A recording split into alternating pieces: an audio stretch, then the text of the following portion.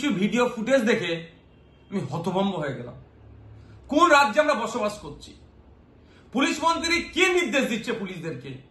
যেভাবে হবু টিচারদের সাথে আজকে পুলিশ আচরণ করলো, এটা কোনোভাবেই মেনে নেওয়া যায় না। আমি তীব্র নিন্দা ধিক্কার জানাচ্ছি পুলিশ মন্ত্রীকে যে আপনার পুলিশকে সংযত হতে বলুন।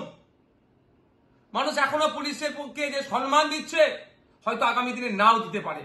আমরা চাই না পুলিশ কোনোভাবে অসম্মানিত হোক, কিন্তু যেভাবে আজকে 2022-এর টেট পাস পরীক্ষার্থীদের যারা ইন্টারভিউয়ের জন্য যারা আজকে পরিষদ ভবনের দিকে এগিয়ে যাচ্ছিলেন দাবি নিয়ে যে ইন্টারভিউ করতে হবে, দ্রুত ইন্টারভিউ এবং মেধার ভিত্তিতে নিয়োগ করতে হবে, তাদের উপরে যেভাবে ঝাঁপিয়ে পড়লো, এটা মেনে নেওয়া যায় না। 2017-এর পরে 2022, 5 বছরের বেকারত্বের জ্বালা, তারপরে পরীক্ষা দেওয়ার সুযোগ পেয়েছে টেট।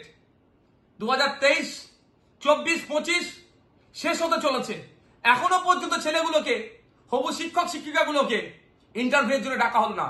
আমি বিধানসভায় 2024 সালের আমি শিক্ষামন্ত্রীকে মেনশন করলাম যে অবিলম্বে ইন্টারভিউ ডেকে মেধার ভিত্তিতে নিয়োগ করা হোক। একদিকে শিক্ষকের অভাবে স্কুলগুলো বন্ধ হতে চলেছে, অপরদিকে মেধাযুক্ত যারা আছে টেট 2022-এ যারা পাস করে আছে তাদেরকে ইন্টারভিউ পর্যন্ত ডাকা হচ্ছে না। তাদের ডিমান্ড কি ছিল? ইলিগাল ডিমান্ড তো নয়, বৈধ দাবি নিয়ে পরিষদ ভবনের দিকে জাগিয়ে যাচ্ছিল। সেখানে যেভাবে আক্রমণ হলো তাদের উপরে পুলিশকে দিয়ে মেনে নেওয়া যায় না। আসলে শিক্ষা দপ্তরের ব্যাপারটা নয়, রাজ্যের অর্থনৈতিক ভান্ডার শূন্য হয়েছে, খেলা মেলা করে হাজার হাজার কোটি টাকা উচ্ছন্নে দিয়েছে। এই শিক্ষকগুলোদের বেতন দেওয়ার কোনো জায়গা নাই, সেই অর্থনৈতিক পরিকাঠামো দুর্বল, এই জন্য এগুলোকে আটকে রেখেছে। এটা মেনে নেওয়া যায় না।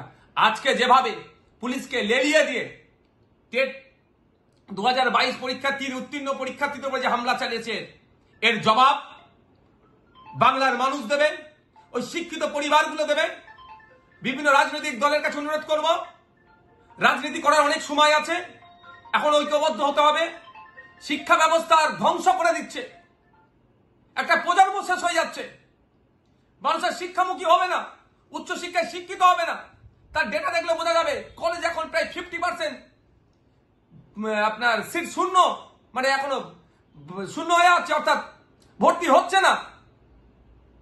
কেন? এই দুরবস্থার জন্য। পড়ার শেষে চাকরি নাই, আবার চাকরি হলেও দুর্নীতি হয়ে যাচ্ছে।